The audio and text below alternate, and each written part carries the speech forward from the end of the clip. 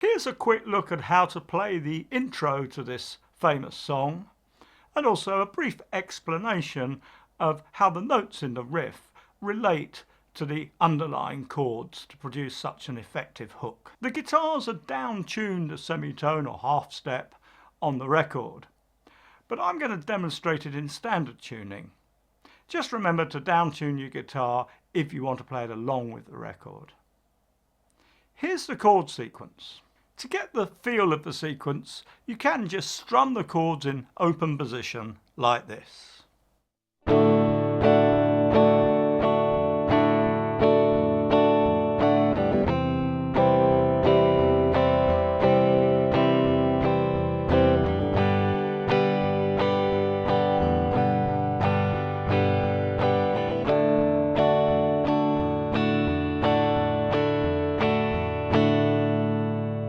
To learn the main riff, it helps first to separate out the part of the riff that changes from the part that repeats.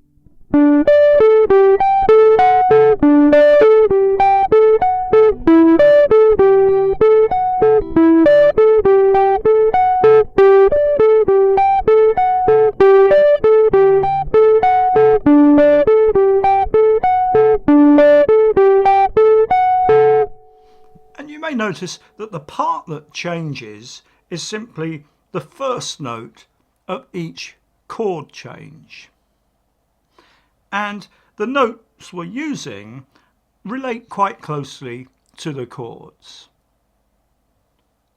So for the first two bars we use the root note of the D chord, which we find up here at fret 12 on the D string.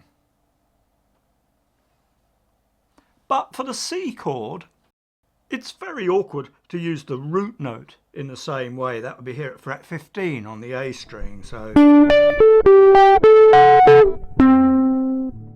just too awkward a fingering. So sensibly, Slash uses the third instead. So that's the E note there at fret 14 on the D string.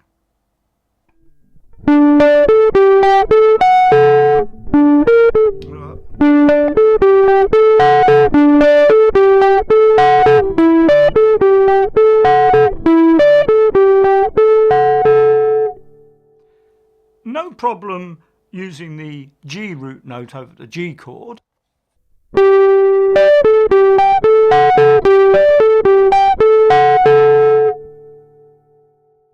Then it's back to the D over the last two bars.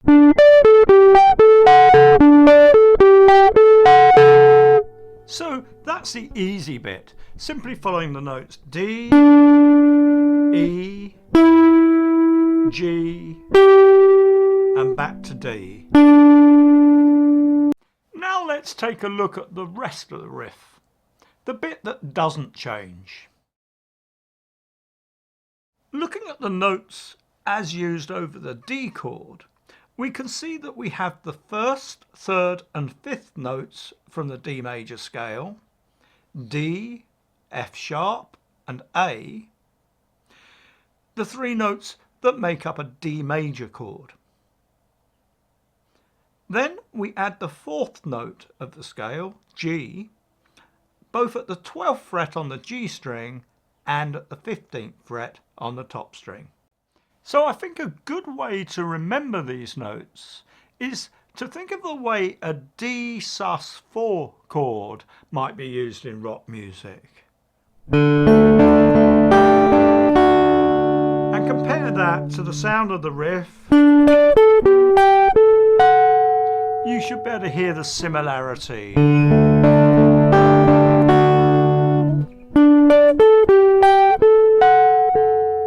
Keeping this understanding in mind as you learn to play the riff should help you learn it more quickly and help you remember it better.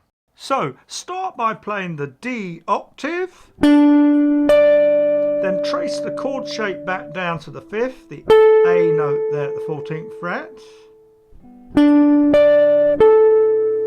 Then we're going to suspend the chord by playing the 4th, that's the G note there on the 12th fret on the G string. Repeat that an octave higher.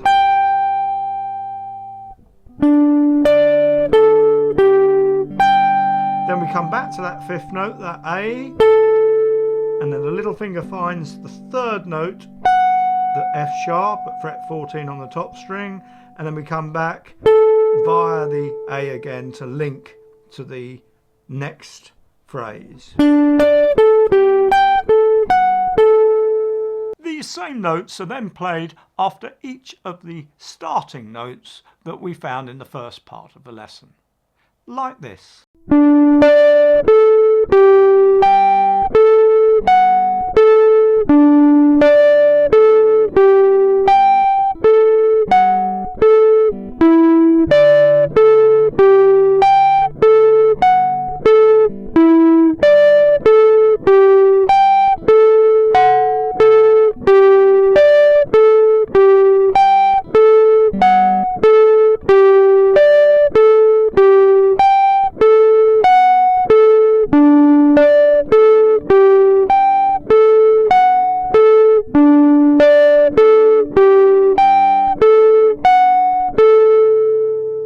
Of course, these notes assume different harmonic values as the chords change.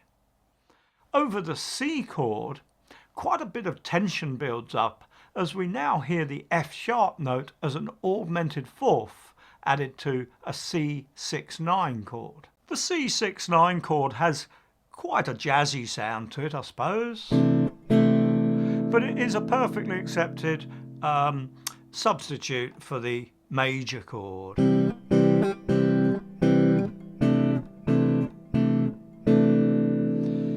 However, when we add that F sharp note, the augmented fourth, that is quite a disturbing sound.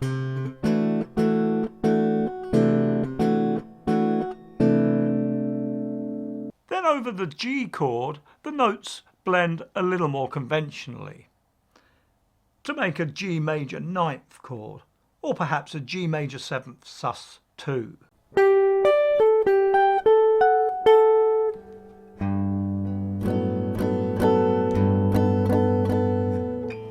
So that's the major 9th.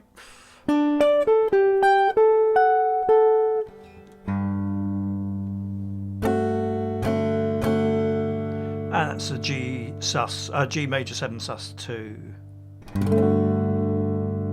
So the sequence of harmonies does a great job of leading away from the tonic D note, creating maximum tension over the C, and then leading us back to resolution via the G and the D. Great composition. Hope you found that useful and interesting. See you again soon.